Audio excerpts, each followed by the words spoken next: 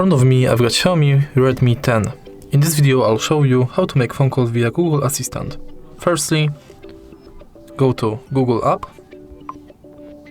tap button in the right corner, go to settings, enter Google Assistant, voice match, and make sure that this function is enabled. Now you can simply say, "Hey Google, call Lily." Calling Lily, mobile.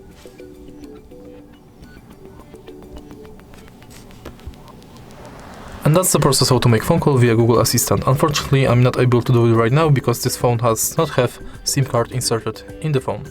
If you find this video helpful, please leave a like, comment and subscribe.